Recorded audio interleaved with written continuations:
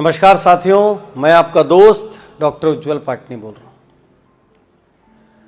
साथियों, दुनिया में सबसे खतरनाक रहने का एड्रेस कौन सा है?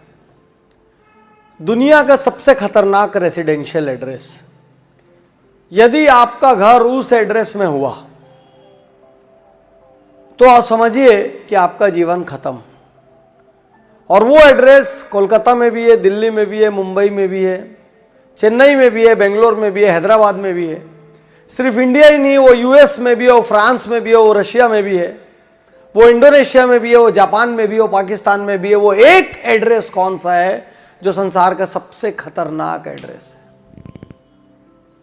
और वो एक एड्रेस है कंफर्ट जोन कॉलोनी। एक एड्रेस, दुनिया का सबसे खतरनाक एड्रेस।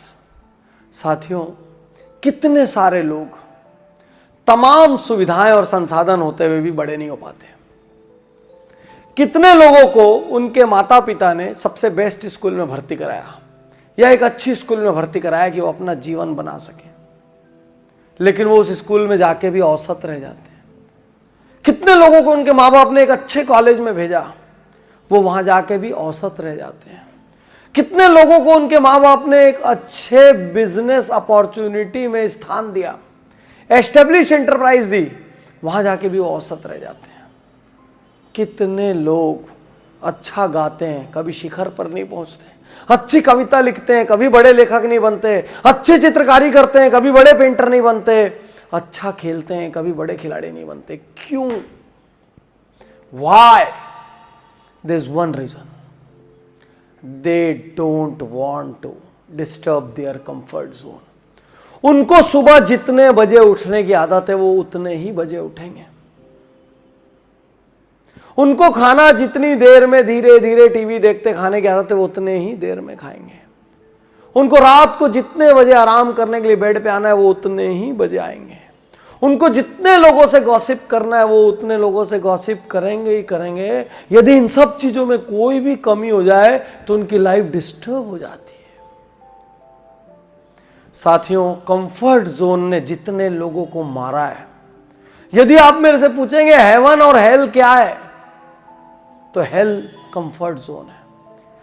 पृथ्वी का जीता जागता नर्क कंफर्ट जोन है। इसी कंफर्ट जोन की वजह से लोग औसत रहते हैं, मीडियोकर रहते हैं।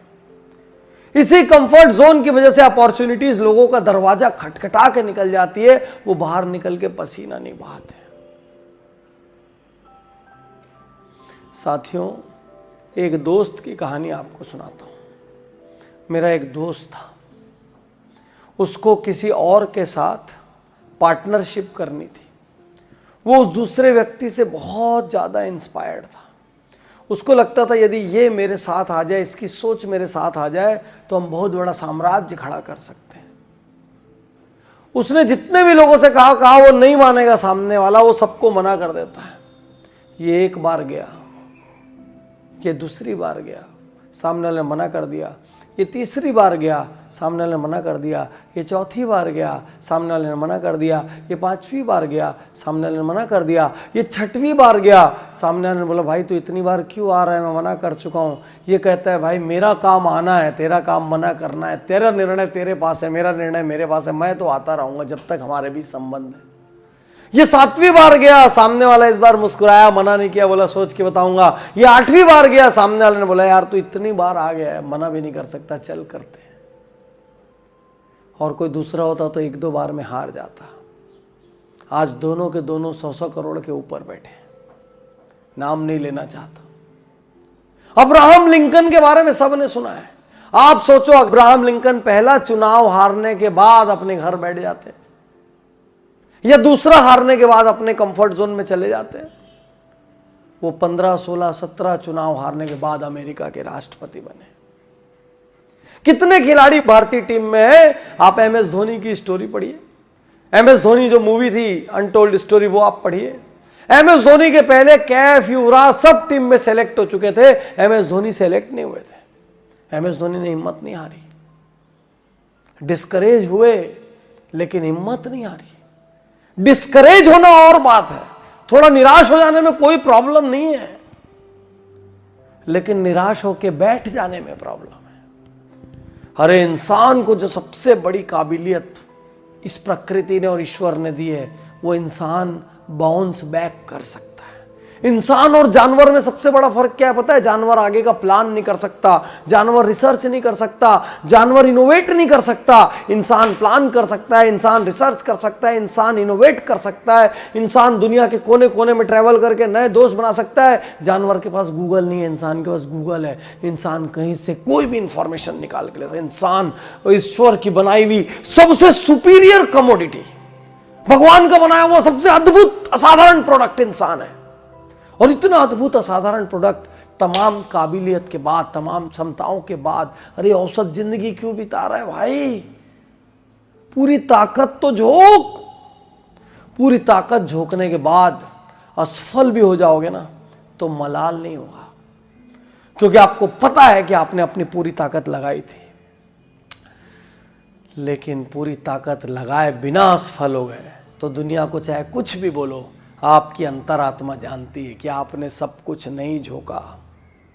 मैं आज आपके सामने बैठा हूं, आप मुझे international speaker, motivational speaker, trainer, क्या क्या रूप में जानते हैं। आप जानते हैं मेरी पुस्तकें इतनी भाषाओं में, इतने देश में, उज्जवल पाटनी शो लाखों लोग देखते हैं। मैं अपने आप को ये मानता हूं कि मैंने अपनी कैपेसिटी का सिर्फ 20-30% यूज किया है। मैं अपने आप पे नाराज होता हूं, मैं अपने आप को अपशब्द कहता हूं, मैं बहुत गुस्सा होता हूं, कभी कभी लगता है खुद को 4 चांटे मारूं, क्योंकि मैंने अपनी कैपेसिटी का ऑप्टिमम यूटिलाइजेशन नहीं किया। कई और लोग ऐसे होंगे जो थोड़े सफल होंगे, लेकिन मेरे दोस्त इस बात से कोई फर्क नहीं पड़ता आप कितने सफल हैं। फर्क इस बात से पड़ता है कि आप उतने सफल हुए कि नहीं जितनी आप में क्षमता थी। कोई भी फैक्ट्री की सराहना इस बात से नहीं होती कि चालू हो गई, प्रोडक्ट बनना शुरू हो गया, प्रॉफिट में आ गई। फैक्ट्री की सराहना इस बात से होती है कि वो 100% ऑप्टिमाइजेशन के आसपास गई कि नहीं गई। जितने प्रोडक्शन की काबिलियत उस यूनिट में थी, उतना प्रोडक्शन वो यूनिट कर रही है कि नहीं कर रही है। आधा प्रोडक्शन करने के बाद भी कोई दूसरा बोल सकता है बहुत अच्छी फैक्ट्री है, लेकिन आपको तो मालूम है कि उसमें डबल कैपेसिटी थी और आधा कर रही है। हम सबको अपने अंदर देखना होगा, क्या हम अपने कंफर्ट जोन में बैठे हैं? क्या हम बाहर निकलने में शर्माते हैं, सकुचाते हैं? क्या लोगों के सामने जाके प्रस्ताव रखने में कभी हमको ईगो होता है, कभी हमको सुपीरियरिटी कॉम्प्लेक्स होता है, कभी हमको इन्फीरियरिटी कॉम्प्लेक्स होता है? क्या नेगेटिविटी का सामना करने में हम घबराते हैं? क्या कोई हमारे आइडिया को ड्रॉप डाउन कर दे, डस्टबिन में डाल दे तो हम निराश होकर बहुत दिन घर में बैठ जाते हैं?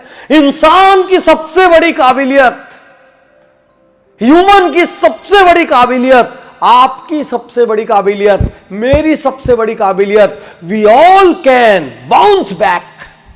बचपन में वो छोटा सा गुड्डा आता था, उसको मारते थे, दाड़ दाड़ दाड़ दाड़, वो गिर जाता था, फिर उठता था, फिर मारते थे, दाड़ दाड़, लात मारते थे, गिरता था, उठता था। उसकी काबिलियत क्या थी? Bounce back. हर बार उठ के खड़ा हो जाता।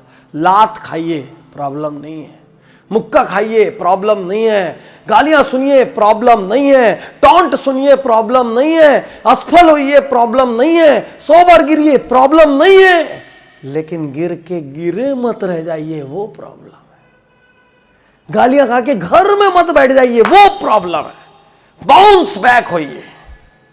अरे किसी बादल की इतनी औकात नहीं है कि सूरज को हमेशा के लिए ढक के अंधेरा कर दे। किसी बादल की इतनी औकात नहीं, किसी रात के अंधेरे की इतनी औकात नहीं कि हमेशा रात ही रखी रहे। सूरज की एक किरण आएगी, चीर देगी उस अंधेरे को। सूरज की एक किरण आएगी, चीर देगी उस बादल को। हो सकता है कि टेम्परेरी आपको तकलीफें हो सकता है कि टेम्परेरी बाधाएं हो, हर्डल्स हो, लिमिटेशंस हो, लेकिन सूरज हैं आप। रात की औकात नहीं कि आपको रोक ले, बांध ले। थोड़ा सा लेट हो सकता है सफलता में, लेकिन कहीं कंफर्ट जोन में बैठ गए, कहीं लोगों की बात को दिल में लेके बैठ गए, कहीं किसी ने आपको बोला आप ये नहीं कर सकते, आप में ये कमी, आपको ये नहीं आता। भले सामने वाले ने सच बोला हो, लेकिन आप सीख के खुद को अपग्रेड करने की जगह उस बात को दिल में लेके बैठ गए,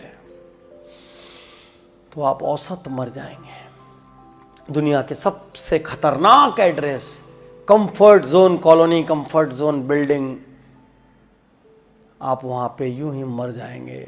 और औसत मरने से बड़ा पाप कुछ नहीं है। इंसान को ऊपर वाले ने अद्भुत कृति के रूप में बनाया है। इसीलिए पेट्रोल पंप भरने वाला आदमी धीरू भाई अंबानी बन जाता है, इसीलिए पेपर बांटने वाला आदमी अब्दुल कलाम बन जाता है। यह काबिलियत सिर्फ इंसान के पास है। तो साथियों, पूरी ताकत झोंक दीजिए, किसी बाहर वाले के भरोसे मत बैठिए और उठिए, अपने पीछे आग लगाइए और उठ के खड़े हो जाइए और निकल पड़िए। बैठ के सोचने से कुछ नहीं बदला है आज तक, निकल पड़िए। शुक्रिया, धन्यवाद, थैंक यू।